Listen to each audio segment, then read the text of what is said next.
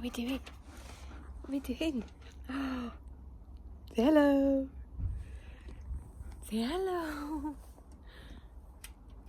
As always, I don't know what it is about Nico getting on the table rather than the chair. It's constant. Come on. Come sit down. Come on. Thank you. Thank you. Thank you. Say hello. Nope. Okay. Meanwhile, teddy bear. You'll say hello, won't you? You'll say hello. Hello. Say hello. Okay. Oh.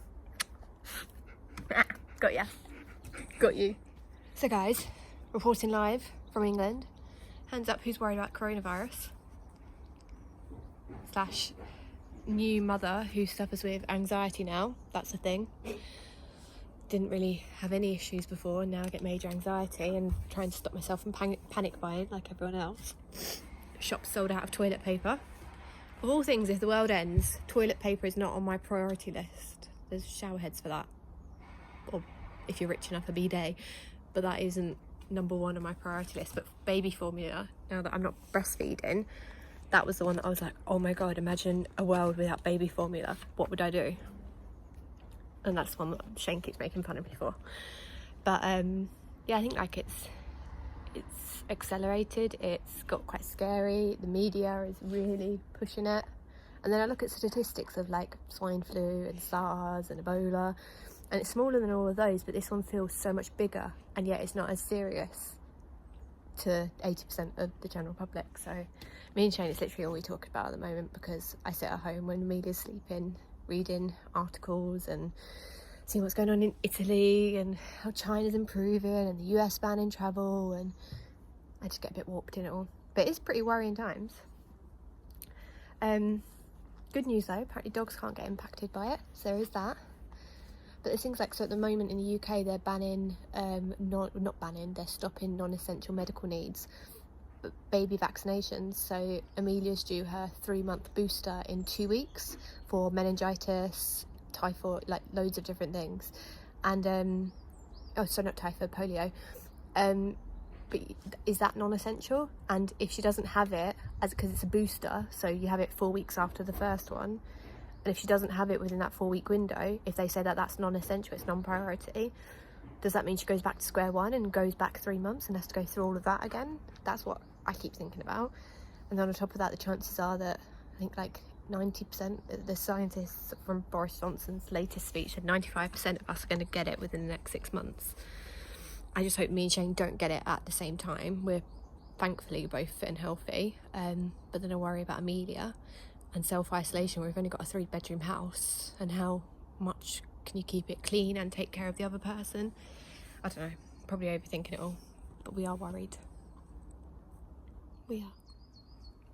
Yes, that's our thoughts on coronavirus. Worried for our family, trying to step it up a notch. So we've always had hand soap, but I've exchanged it for, I usually use Dove hand soap. Don't know if that's antibacterial and everything and kills every virus, so I've swapped it for Dettol. I even got, I'll show you in a minute, there's clothing disinfectant. So it's a spray that you can just spritz on yourself when you walk in the house, and it can disinfect you. So doing like sleeves and neckline, wherever Amelia would rest on you. And I read somewhere online that if you can, the first sign is breathlessness and fever. So got a temperature thermometer, we can do that all the time, but you're supposed to hold your breath for 10 seconds, and if you struggle, then that's a sign that you could have the coronavirus.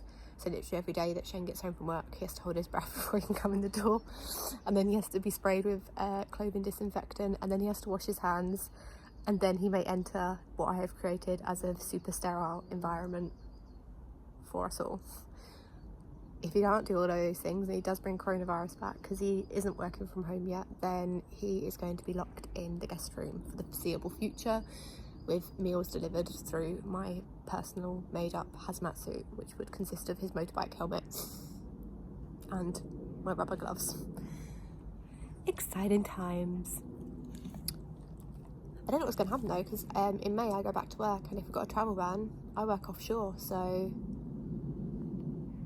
you know, I can work from home, but I haven't been offshore and seen my colleagues in 18 months, more than that. That would be weird, not being able to go back and see them. Oh, thank you. You give me a paw. Thanks. Cheers, babe. So yeah, anyway, let us know your thoughts on the coronavirus. Are you scared? Are you worried? Is it being blown out of proportion? Is it not? Are they taking the right precautions? Who knows? So here's the new crazy mum, anxious mama, and yeah, interested to hear if you're the same. So pre-coronavirus, this was my cleaner method. Completely non-toxic, plant-based technology.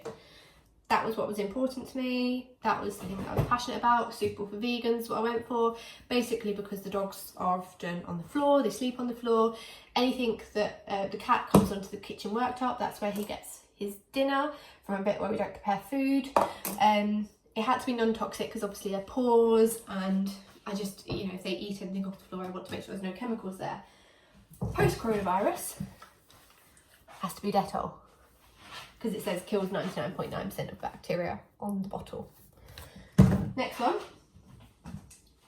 pre-coronavirus, Dove soap, really nice smell. That's about it, doesn't dry your hands out. Post-coronavirus, Milo really wants to be in this video, guys.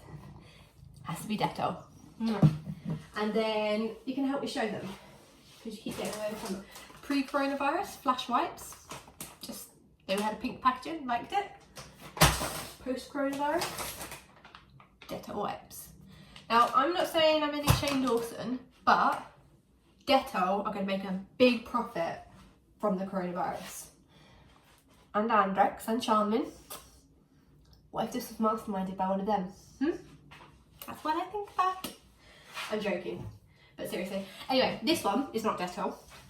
This is by Fabulosa. And this is really cool. I've not seen this before. It's a clothing disinfectant spray. So it's not like a wash that you put on, but you can just spritz yourself when you walk through the door. So we come in this door and it's by the door, and you just give yourself a quick spritz, and then you have to wash your hands. And then you have to pass the breath test. Now you have to pass the breath test. That's the level that I'm going to. Am I crazy? Am I taking it to the next level? Am I being walked by the media?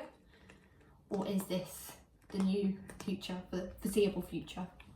I don't know. Let me know what you think. Let me know what you're doing. If anyone's the same, or is my anxiety just being a bit ridiculous at the minute, because Shane's making fun of me and encouraging it at the same time because he thinks I'm crazy. But yeah, thank you guys so much for watching. Please leave a comment below with your concerns. I'm dying to hear what everyone else thinks, so I can prove a point to Shane. I'm not crazy. Not that I want to influence your comments or anything, but you know. Thank you guys, speak soon. Bye. So I've just been editing that video and I realised how many times I mentioned the breath test and what you have to do, because I read it online yesterday and suddenly it's all I think about, so chopped that out. And then I've just thought that I should probably put in a disclaimer that this video is in no way sponsored by Dettol or any of the other products I mentioned in this video. Shane finds it funny how crazy I'm going, how much I'm replacing and buying, and yeah, just thought I'd share it. Hopefully it humours a few. Hopefully others can relate to it. That was all. It's not sponsored.